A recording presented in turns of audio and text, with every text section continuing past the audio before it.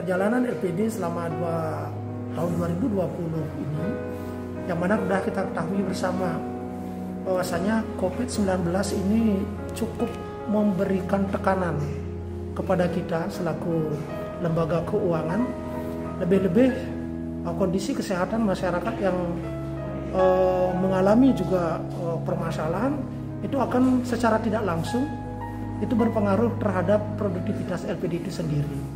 Nah, dari mana hal itu terjadi ya? Seperti misalnya kredit macet itu semakin meningkat jadinya. Kredit bermasalah itu meningkat sebagai dampak, sebagai akibat dari turunnya daya beli masyarakat.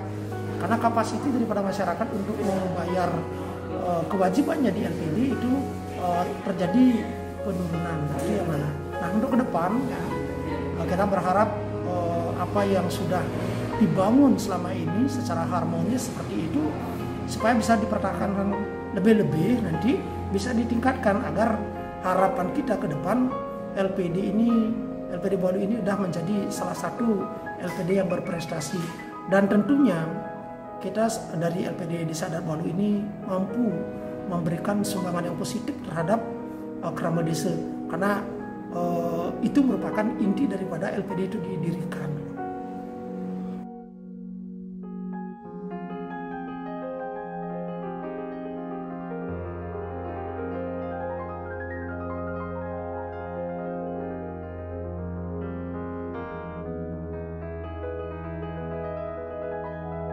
Pemberlakuan perda itu sendiri gitu ya. Nanti bagaimana membangun sinkronisasi antara perda yang satu dengan perda yang lain, sehingga nanti di dalam pengelolaan LPD kita betul-betul memiliki acuan yang jelas. Itu sih yang menjadi harapan kita ke depan nanti terhadap pemangku-pemangku kepentingan, sehingga nanti LPD ini tidak menjadi sebuah lembaga yang tidak paham aturan seperti itu. Nah, sehingga nanti apa yang kita lakukan itu betul-betul diayomi oleh peraturan, sehingga nanti kita bisa mempertanggungjawabkan apa yang kita lakukan itu demi untuk masyarakat itu sendiri, demi Krama Ageng. Itu yang harus kita pahami.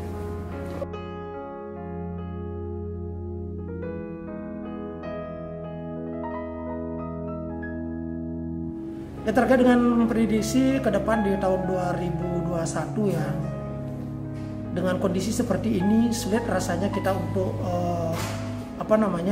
untuk muluk-muluk ya, untuk mencapai sesuatu yang target kita. Memang sih kalau kita akan berpatokan dengan kondisi seperti ini saja berarti kita tidak melakukan apa-apa. Nah, walaupun kondisi seperti ini ya, kita setidaknya melakukan sesuatu yang bermanfaat untuk kita semua, untuk kita bersama, itu sudah cukup bagi kita. Tapi nanti kalau memang pandemi ini berakhir mungkin akhir tahun atau kapan gitu, nanti berangkat dari situ baru kita akan melakukan recovery. Nah, harapan kita dengan melakukan sesuatu pada saat ini ya, kita udah buat rancangan-rancangan sehingga nanti kita tidak terlambat. Di saat pandemi ini sudah berakhir, kita terlambat memiliki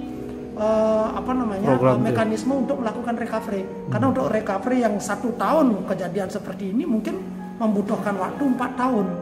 Nah, ini yang tantangan kita ke depan yang tidak mudah kita hadapi. Namun kita di sini bagaimana sekarang membangun suatu langkah-langkah yang bisa kita lakukan ke depan.